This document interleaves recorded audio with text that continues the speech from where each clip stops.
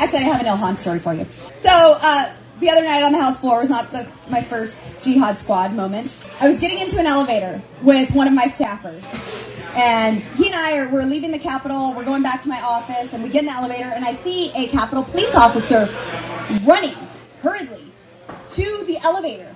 I see fret all over his face, and he's reaching, and I'm like, "What? I can't. The door's shutting. Like I can't open it. Like what's happening?" I look to my left, and there she is, Ilhan Omar.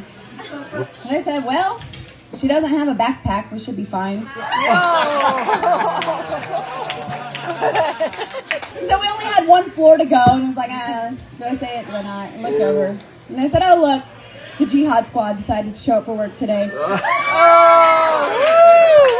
This is Congresswoman Lauren Boebert making a deeply Islamophobic comment about fellow Congresswoman Ilhan Omar. But this isn't the only time she's done her little Islamophobia stand-up routine. My staffers, on his first day with me, got into an elevator in the Capitol.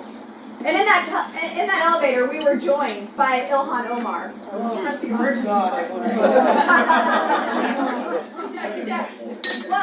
it was just us three in there, and I looked over and I said, "Well, look at there, it's the Jihad Squad." She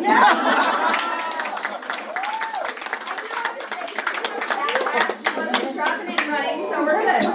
I'm Rayy Vana, and welcome back to Rebel HQ. Congresswoman Ilhan Omar responded to Lauren Boebert's bigoted statements on Twitter. Congresswoman Omar said, "Fact, this buffoon looks down when she sees me at the Capitol. This whole story is made up. Sad she thinks bigotry gets her clout. Anti-Muslim bigotry isn't funny and shouldn't be normalized.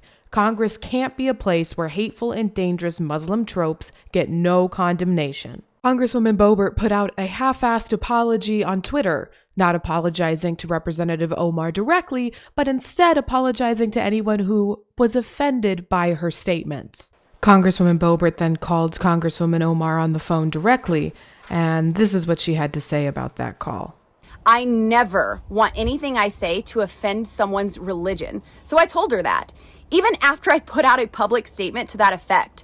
She said that she still wanted a public apology because what I had done wasn't good enough. So I told Ilhan Omar that she should make a public apology to the American people for her anti-American, anti-Semitic, anti-police rhetoric. She continued to press, and I continued to press back. And then Representative Omar hung up on me. Good. Rejecting an apology and hanging up on someone is part of cancel culture 101 and a pillar of the Democrat Party. Make no mistake, I will continue to fearlessly put America first, never sympathizing with terrorists. I don't know who taught Lauren Boebert what an apology is, but typically an apology doesn't include asking the other person to apologize, doubling down on the thing you're apologizing for, and then finishing up by calling that person a terrorist. Lauren Boebert's anti-Muslim bigotry has real-world consequences, and we'll see that here in a voicemail that was left for Ilhan Omar. Let me read you what the voicemail says. "We see you, sand N-word bitch. We know what you are up to. You are all about taking over our country. Don't worry, there is plenty that would love the opportunity to take you off the face of this effing earth. Come get it. But you are effing Muslim piece of shit. You are jihadist. We know what you are. You are effing traitor, and you will not live any longer."